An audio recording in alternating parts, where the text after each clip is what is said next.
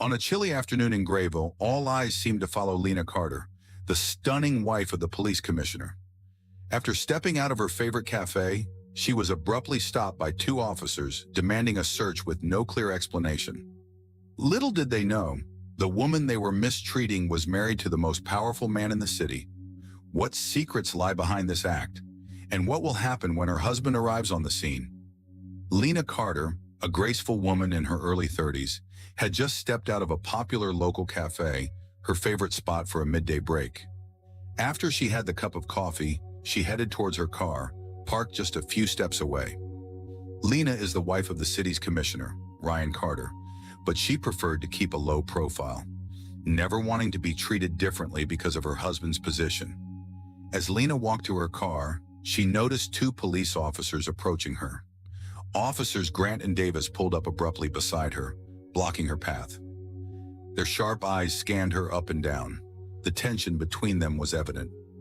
"Excuse me, ma'am," Grant said. "We need to ask you a few questions."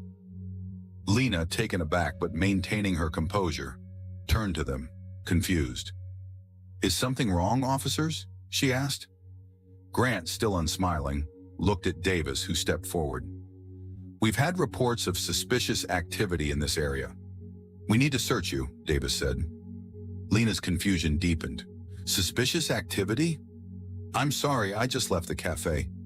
Is there a specific reason why you want to search me?" she asked, trying to stay polite, though her unease was growing. Grant crossed his arms, his eyes narrowing. "Are you refusing a search?" Lena's instincts flared. She wasn't resisting, but this wasn't right either. "No, I'm not refusing. But do you have any reason to suspect I've done something wrong?" Without another word, Davis stepped closer, reaching for handcuffs. "Turn around," he ordered sharply. "We need to search you." Lena was stunned. "Search me? But why?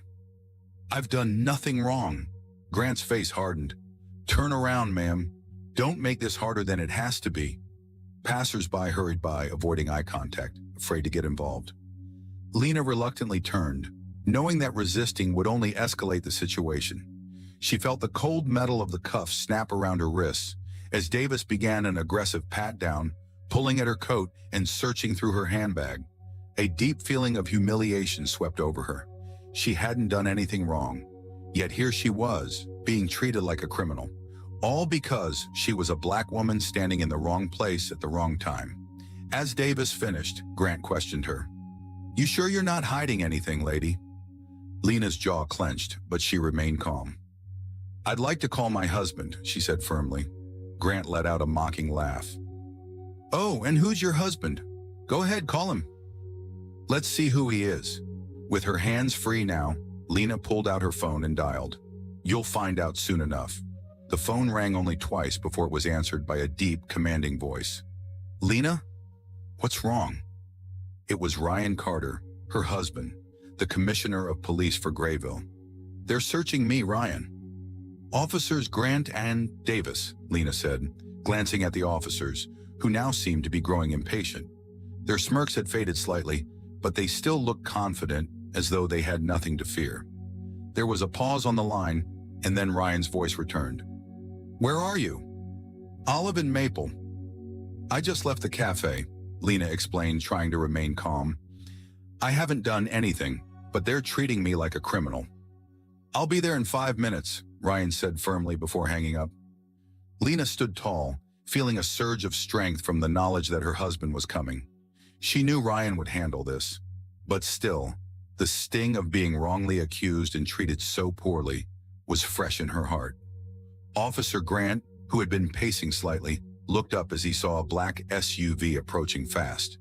The car came to an abrupt halt, and the door swung open to reveal Ryan Carter, tall and imposing in his uniform.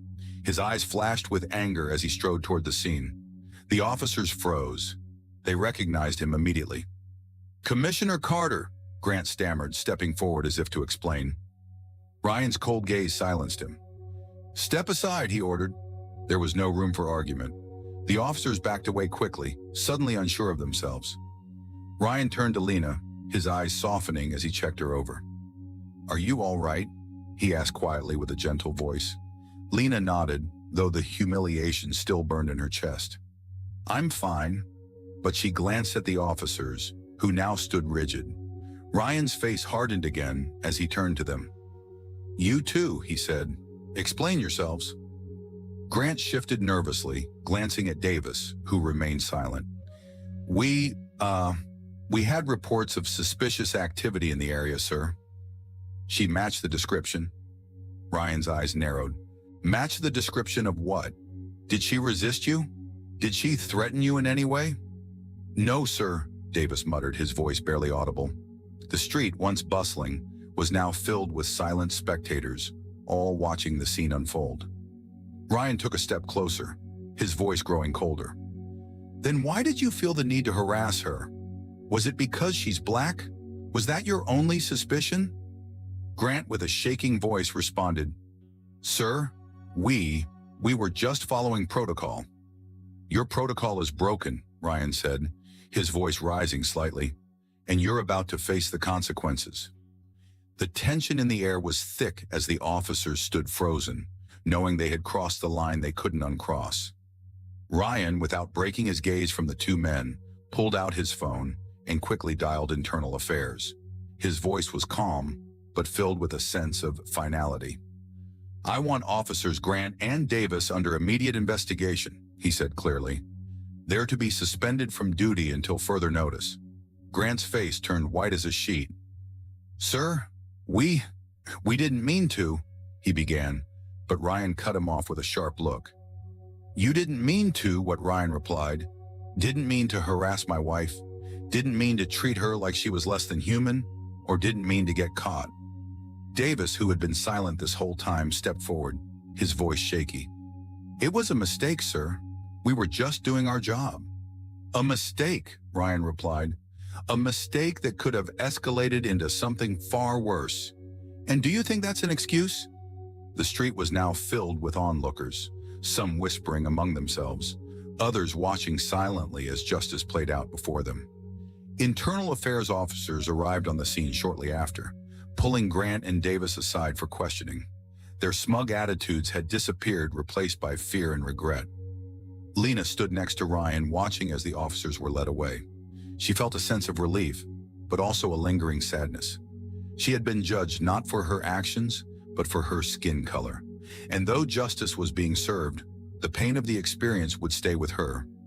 Ryan turned to her, his expression softening. "I'm sorry you had to go through that," he said quietly. "It won't happen again." Lena gave him a small smile. "Thank you for coming.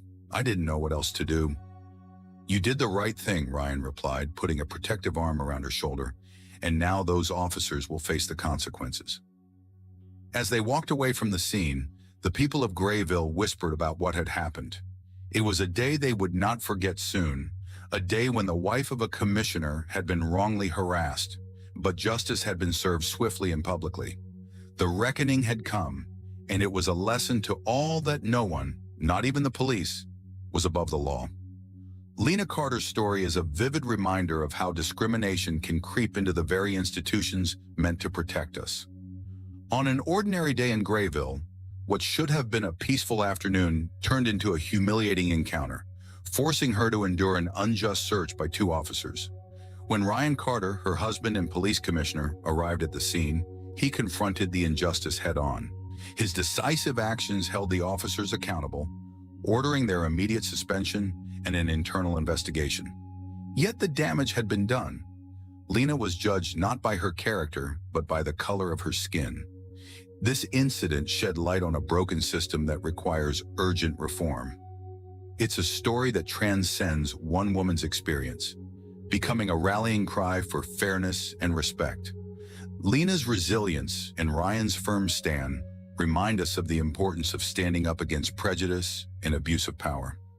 As the crowd witnessed justice unfolding that day, the lesson was clear.